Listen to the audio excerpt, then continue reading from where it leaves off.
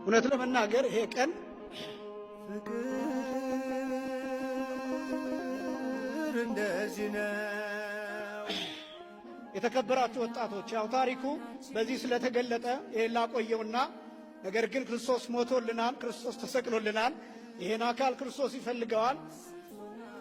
ይሄ ቀን እጅግ በጣም ከባድ ነው። በእንባ ብቻ የሚገለጥ አባቶቻችን በሕይወት የገለጡት ቀን ነው። ከ6 ሰዓት ጀምሮ እስከ 9 ሰዓት ድረስ እነዚህ ነገሮች በአጭሩ የተከናወኑበት ነው። ቅዱስ ጳውሎስ የተሰቀለውን ክርስቶስን እንሰብካለን ብሎ ሲናገርም እነዚህን መከራዎች ነው። ቤተ ክርስቲያን ዕለት ዕለት ይህንን መከራ ትገልጠዋለች። ይሄ መከራ ለሁላችን የተሰጠ ነው። በሕይወት የምንገልጠው ነው። ክርስቶስ ለአዳምና ለሔዋን እንደ ካሰ ለማጠየቅ ተራቁቶ ሙሉ ራቁቱን ሆኖ የተመሳቀለው እንጨት ላይ 7ቱ እጽዋት ላይ ገላው ያረፈው ልክ 6 ሰዓት ላይ ነው። አዳምና ሔዋን የበለሱን ፍሬ በበሉበት ቅጽበት በዚያ ሰዓት ራቁታቸውን እንደሆነ አወቁ ይላል። ከዚያ መተፋፈር ጀመሩ ይላል። ክርስቶስ 6 ሰዓት ላይ ራቁቱን ሆነ። ሙሉ ራቁቱን ወንድነቱን ጭምር እየታየ መስቀል ላይ ተራቆተ።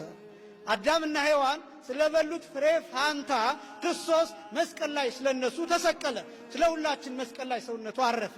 ራቁቱን መስቀሉ ላይ ማረፉ ብቻ አይደለም፣ 5 ችንካሮች ከነርቡና ከደም ስሩ ጋር የሚገናኙ ችንካሮች እጁ ላይ እንዲያርፉ ተደርገዋል። እነዚህን ነገሮች መግለጽ አይቻልም። ክርስቶስ ተሰቅሎልናል። ይሄን አካል ክርስቶስ ይፈልገዋል።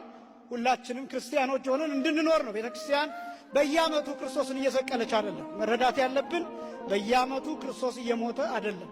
ክርስቶስ በየዓመቱ እየተገረፈም አይደለም። ነገር ግን ቤተክርስቲያን ይህን መከራ የምታሳየውና የምትገልጠው ወጣቱ በብዙ ኃጢአት እየዋኘ ነው። በብዙ መከራ እየዋኘ ነው።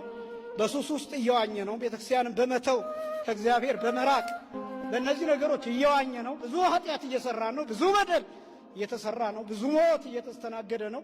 ስለዚህ ያ እንዲበቃ እንድንመለስ የእግዚአብሔር ሰዎች እንድንሆን የምናደርግበት ነው። ቤተክርስቲያን ይህን መከራ የምትገልጠው ለዚያ ነው። እኛ ግን የተሰቀለውን ክርስቶስን እንሰብካለን። በግብረ ሕማማቱ ይሰበካል፣ በዜማው ይሰበካል። የአባቶቻችን አለባበስ ክርስቶስን ይሰብካል። እነዚህ የተሰቀሉት ነገሮች የምትመለከቷቸው ክርስቶስን ይሰብካል። ወንጌሉ ክርስቶስን ይሰብካል። ጽዋው፣ ጻሕሉ፣ ነዋያተ ቅዱሳቱ ክርስቶስን ይሰብካሉ። ይቀጥላል። ክርስቶስ የሚሰበከው በዚህ ቤተክርስቲያን ዛሬ ብቻ አይደለም። የትንሣኤ ክርስቶስ ነው የሚሰበከው። ማዕዶት፣ ከዛ ቶማስ፣ አልዓዛር